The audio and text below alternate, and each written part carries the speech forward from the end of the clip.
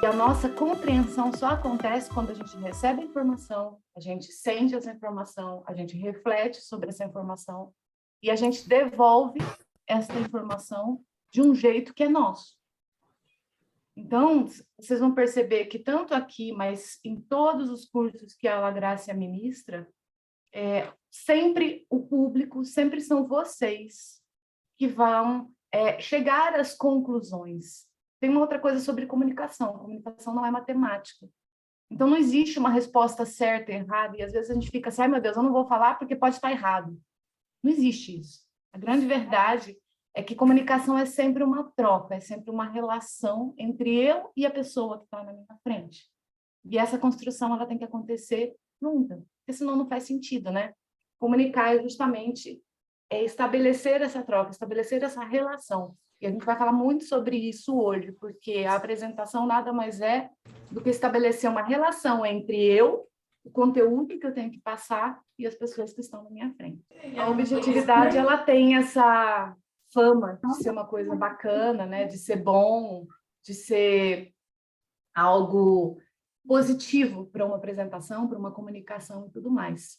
E, normalmente, o patinho feio, né, o vilão da objetividade, é uma outra palavrinha chamada subjetividade.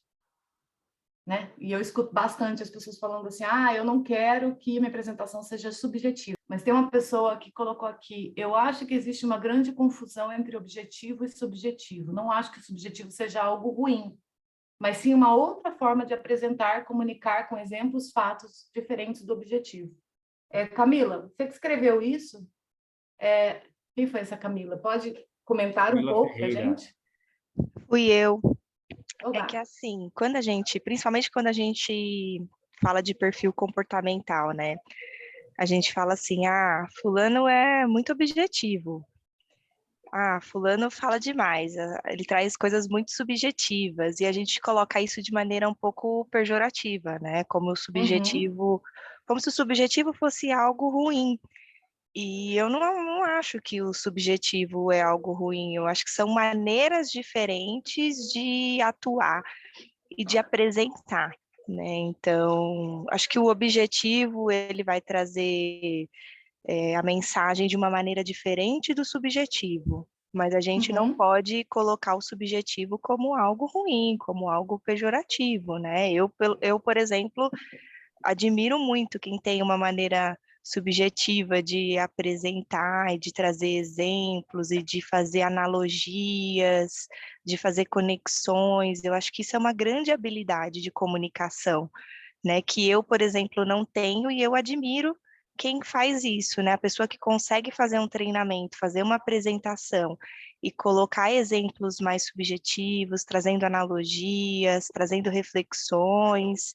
Eu acho que isso é uma grande habilidade, mas infelizmente no mercado e nas organizações as pessoas falam que só valorizam o perfil que é mais objetivo, mais direto, porque é foco no resultado, e aí acaba trazendo essas características, quando na verdade não. Eu acho que o subjetivo é algo muito valioso, e nós que temos um perfil mais objetivo temos muito a aprender com quem tem o perfil mais subjetivo, né? Não sei, eu acho que pelo menos é a minha visão, não sei se eu estou Maravilhoso, certa. Camila.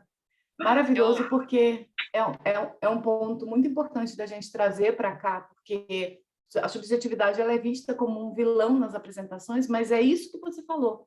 Ela cria relação entre as coisas, né? Quando eu vou pegar, por exemplo, uma apresentação, eu vou fazer uma apresentação dessa xícara, não sei se vocês estão conseguindo enxergar, e eu for fazer uma apresentação objetiva desta xícara, eu vou falar sobre o quê, pessoal? O que eu vou falar desta xícara? Se eu for objetiva, completamente objetiva. Podem abrir o microfone e comentar comigo, que eu acho que vai ser mais rapidinho aqui. Uma É uma xícara com xícara de estampa. chá. Cor, Uma xícara de tamanho. chá? Mas será que é Sim. só de chá ou pode ser de café também? Não, Falaria não pode ser de xícara café. clara média. Xícara falaria claramente. Tá, legal. Xícara de chá por causa do tamanho, não é o que você põe dentro. Esse tamanho é o tamanho de xícara de chá. De Você café pode dar menorzinho. Você pode dar um descritivo técnico ou simplesmente visual. Legal.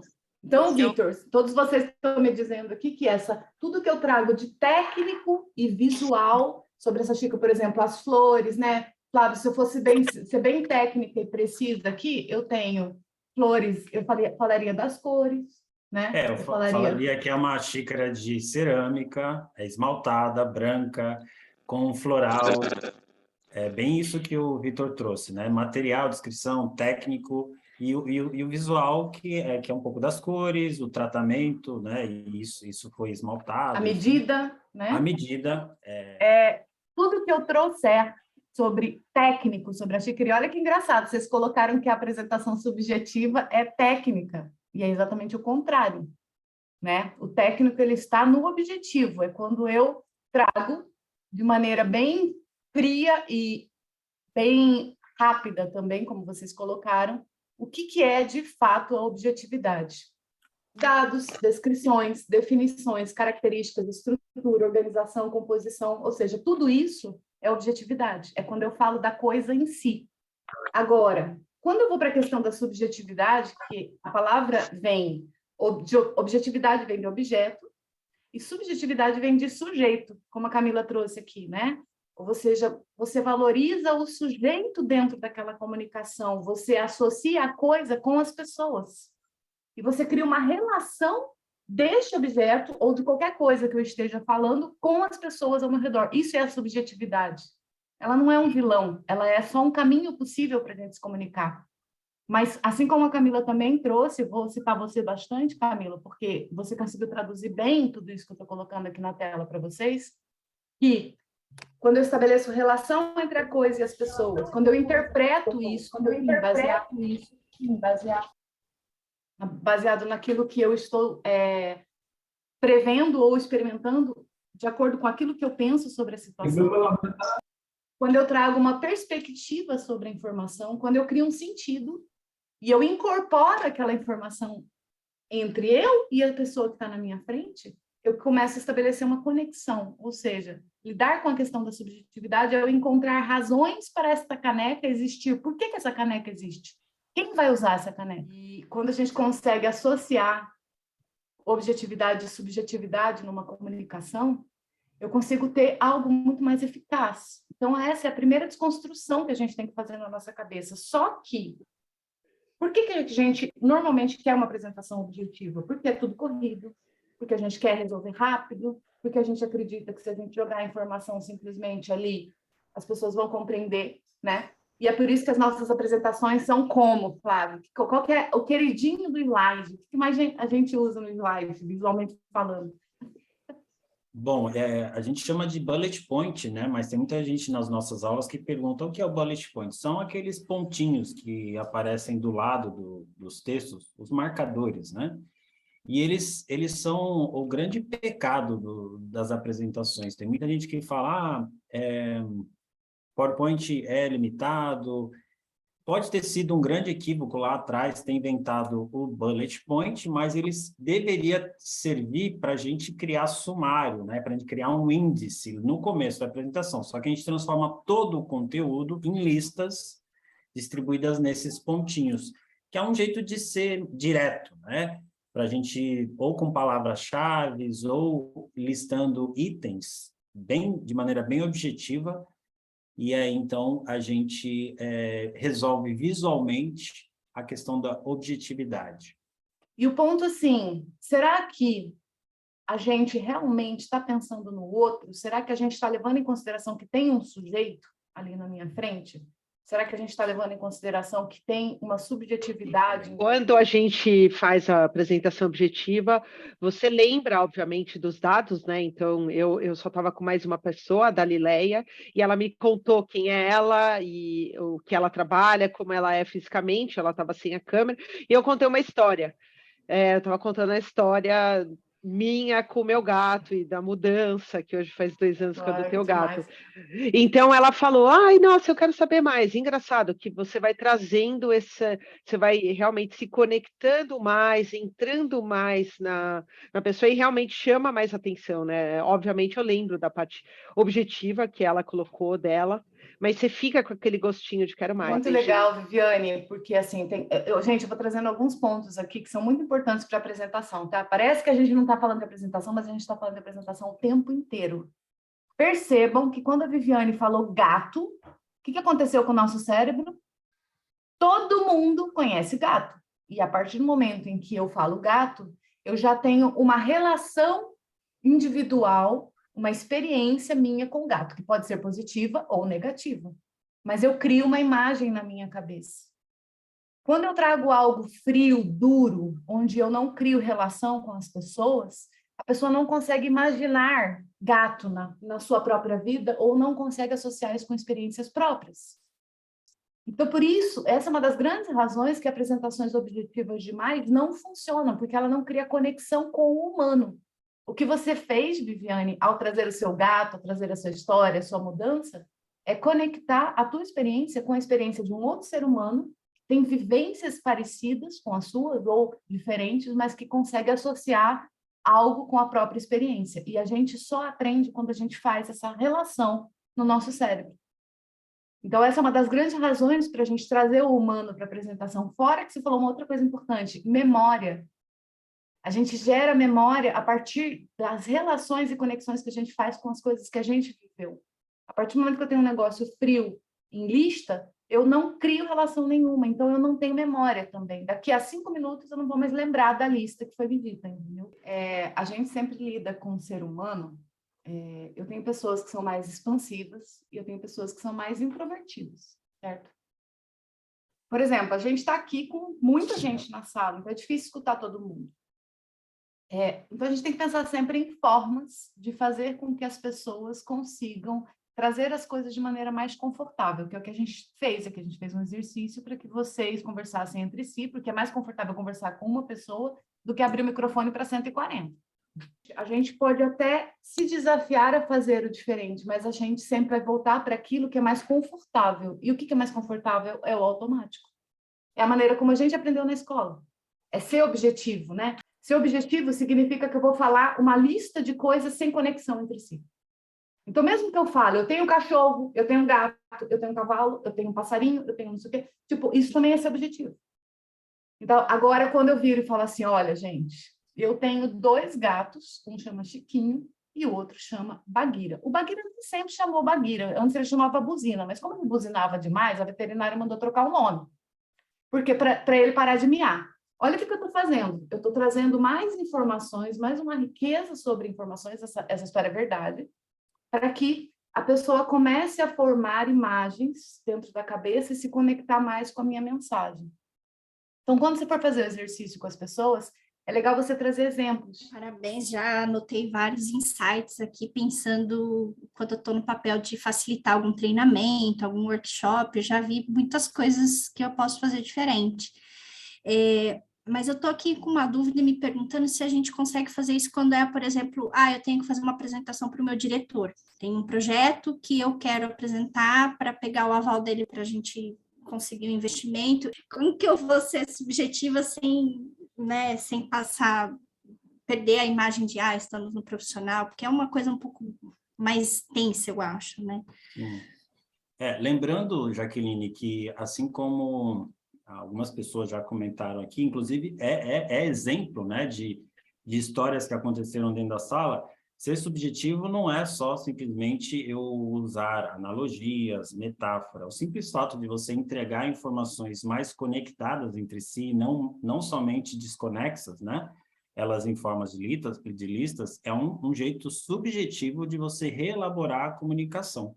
Com o seu diretor, entra no cenário a questão de que tem que ser uma apresentação mais curta, né? Tem uma ansiedade ali da sua parte, nessa questão hierárquica que, enfim, acaba atrapalhando muito, né, a nossa... cria esse medo, né? Nossa, será que eu estou suficientemente preparado? Eu não quero gerar nenhum tipo de frustração. E tem uma ansiedade dele do tipo, me conta o que eu preciso saber para eu tomar uma decisão. De um jeito bem rápido, né, Cláudio? Oi? De um jeito bem rápido. De um jeito bem rápido. Então, assim... super Então, mas a objetividade que nos diz que é o jeito direto de se comunicar e que parece ser a melhor solução para esse caso, ela precisa ter, sim, algumas camadas subjetivas, inclusive você tentar se projetar nesse lugar dele.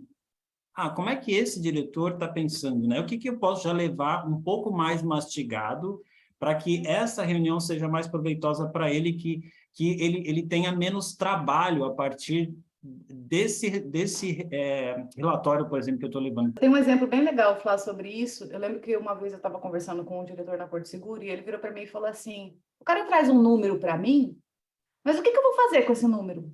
Tá o número lá, tá o número. Mas ele não me traz nenhuma comparação sobre o que significou esse número no passado. Com o que é que eu tenho que comparar esse número? Qual é a decisão que eu tenho que tomar a partir desse número? Se esse número é bom, se esse número é ruim. Porque as coisas existem em relação.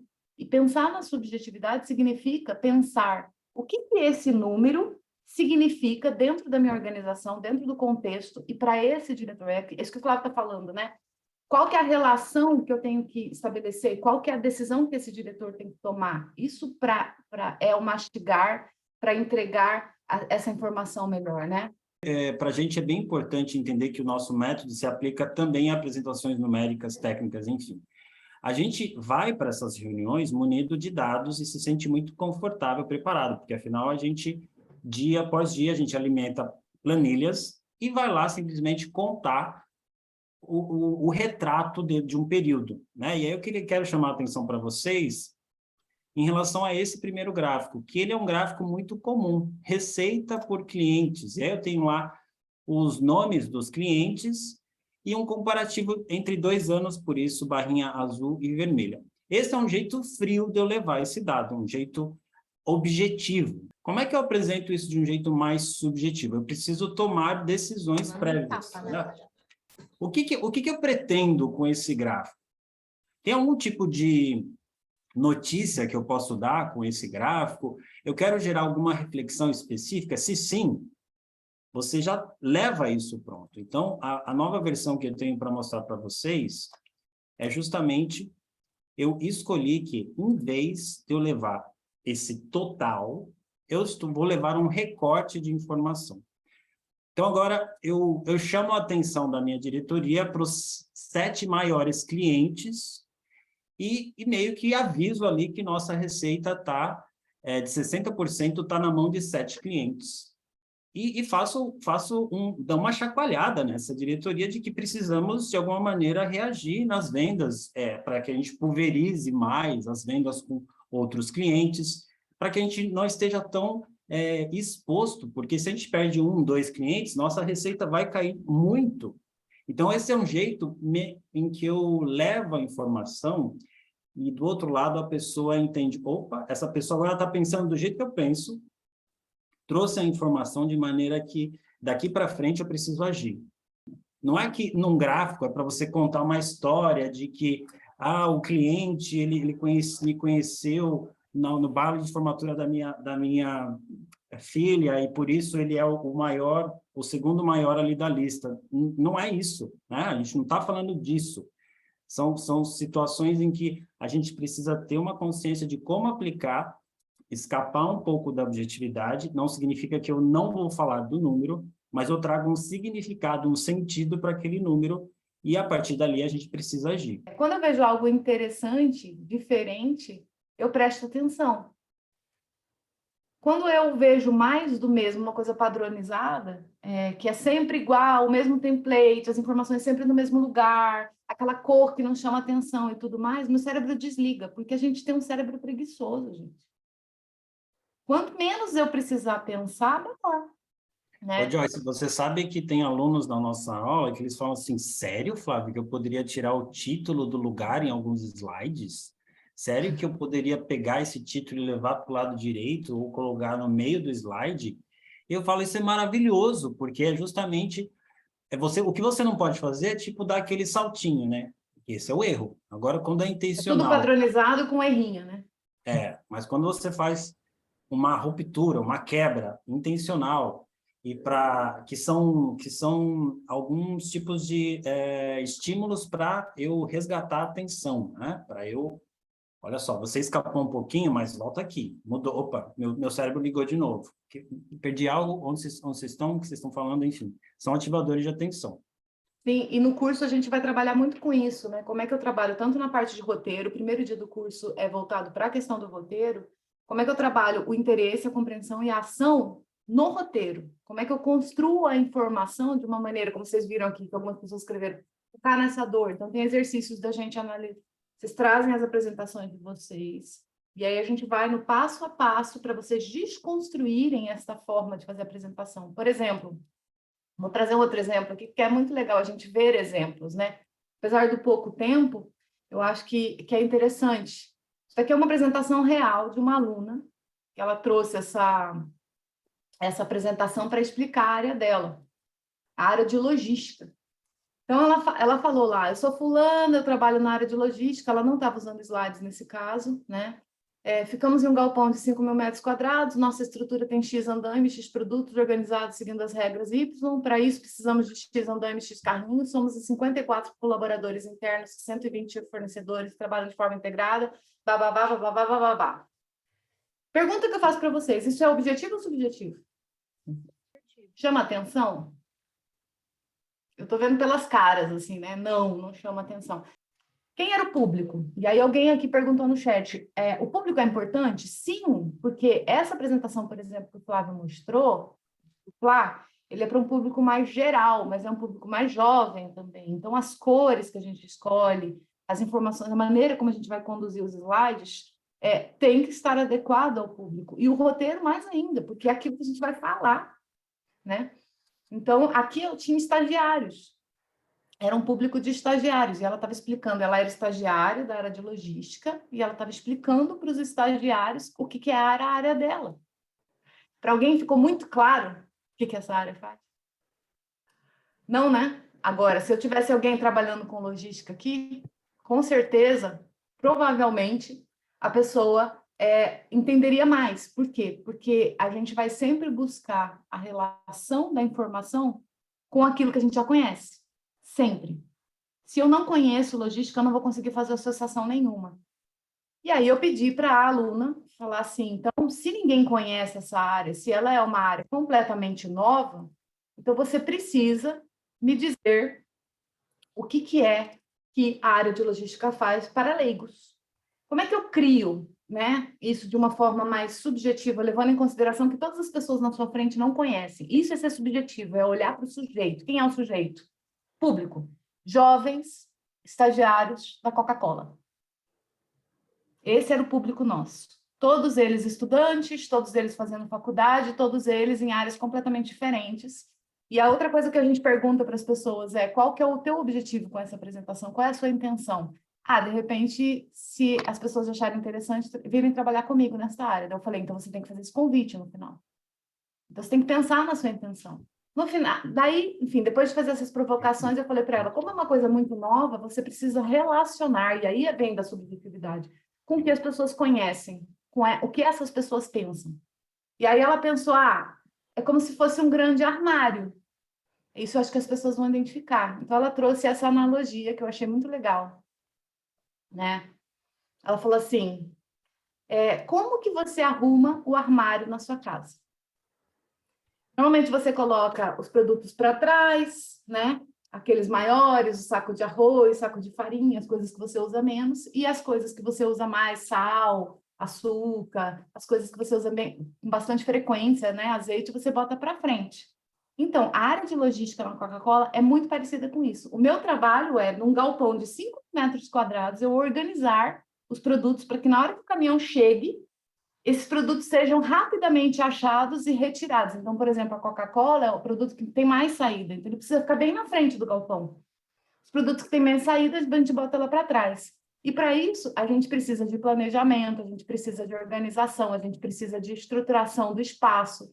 E aí você começa a construir um roteiro, gente, onde essas informações fazem sentido.